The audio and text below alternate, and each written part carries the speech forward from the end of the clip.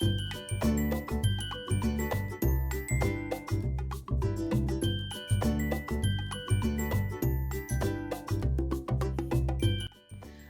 केळी घेऊन आल्यानंतर बऱ्याच वेळा असं होतं की त्यामधली 1-2 केळी शिल्लक राहतात आणि ती काळी पडतात आणि काळी पडलेली केळी कोणी खात नाही, ती फेकून द्यावी लागतात. तर आत्ता अशी केळी फेकून न देता त्याच्या मस्त अशा गोल गरगरीत पुऱ्या बनवू. इथे जास्त पिकलेली, थोडीशी काळी पडलेली 2 केळी घेतली आहेत. ही केळी खूप मोठी नाही आहेत, मध्यम आकाराची आहे. ही केळी सोलून मी त्याचे बारीक तुकडे करून घेतले आहेत. आता एका मिक्सरच्या भांड्यामध्ये हे केळ्याचे बारीक केलेले तुकडे घातले.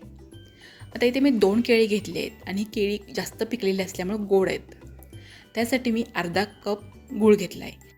गूळ आणि केळं यांची एकदम मिक्सरमधून बारीक पेस्ट बनवून घेतली. आता ही पेस्ट एका खोलगट भांड्यामध्ये काढून घेतली. आता या मिश्रणामध्ये छोटा पाव चमचा जायफळ पावडर घातली. त्याऐवजी तुम्ही वेलची पावडर पण घालू शकता, पण गुळाच्या पदार्थामध्ये जायफळ पावडरची चव खूप छान लागते. त्यानंतर यामध्ये छोटा पाव चमचा किंवा चिमूटभर मीठ घातलं आणि 2 चमचे तूप घातलं.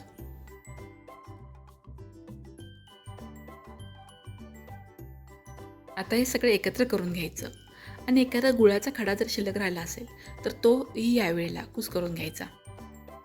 आता यामध्ये गव्हाचं पीठ घालायचं आहे. इथे मी 1 कप गव्हाचं पीठ घेतलं आहे, पण ते एकदम घातलं नाही, थोडं पाव कप बाजूला ठेवलं आहे. कारण यामध्ये अजिबात पाणी न घालता या मिश्रणामध्ये मावेल एवढंच गव्हाचं पीठ घालायचं आहे. त्यामागे अंदाज घेऊन थोडं थोडं गव्हाचं पीठ घालायचं आहे.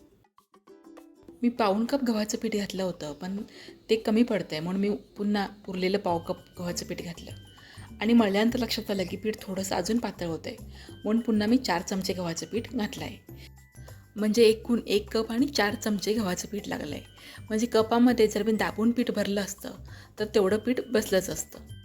आता या पिठाचा एकदम मऊसर असा गोळा बनवला आणि 15 मिनिटांसाठी झाकून ठेवला. 15 मिनिटांनंतर पुन्हा एकदा हाताला थोडंसं तेल लावलं आणि पीठ छान मळून घेतलं. आता पिठाचा एक छोटासा गोळा घेतला आणि पोळपाटावर थोडंसं कोरडं पीठ टाकून त्यावर ही पुरी लाटून घेतली. आता ही केळ्याची पुरी आपण ज्या नेहमी पुऱ्या बनवतो त्यापेक्षा थोडीशी जाडसर लाटली आहे. आता ही पुरी तळून घेऊ. त्यासाठी कढईमध्ये मी तेल गरम करून घेतलं आणि गॅस मध्यम केला आहे. पुरी तेलात सोडल्यानंतर मी लगेच ती चमच्याने हलवली नाही. ती स्वतःहून फुलून वरती येऊ दिली आणि मगच ती चमच्याने उलटी करून घेतली.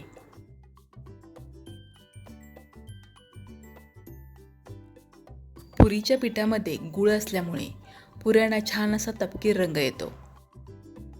आपण जेव्हा भोपळ्याची घारगी करतो ना, त्या भोपळ्याच्या घारगी कशा तांबूस रंगाच्या असतात, सेम तसाच रंग या केळ्याच्या पुरीना येतो. आणि या केळ्याच्या पुऱ्या थोड्याशा जाड असल्यामुळे छान टम्म फुगतात आणि खूप वेळ मऊ राहतात. आता जर तुम्हाला अशी तेलकट पुरी खायची नसेल तर मग याच पिठाच्या तुम्ही दशम्या बनवू शकता.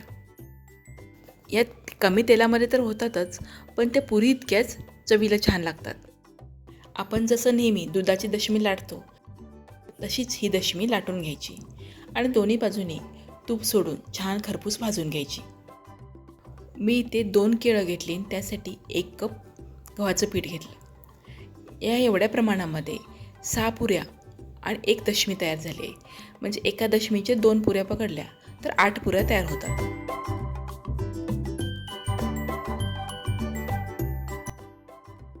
आता तुम्ही बघू शकताय ही केळ्याची दशमी किती छान फुलली आहे आणि तिचा रंगही किती सुरेख आला आहे.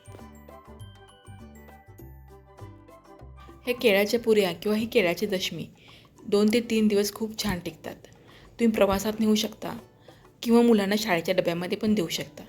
कारण या पुऱ्या आणि ही दशमी थंड झाल्यानंतरही तेवढीच मऊ राहते. तर ह्या केळ्याच्या मस्त गोल गरगरीत टम्म फुगलेल्या पुऱ्या तुम्हाला कशा वाटल्या मला कमेंटमध्ये नक्की सांगा. व्हिडिओला लाईक आणि शेअर करा.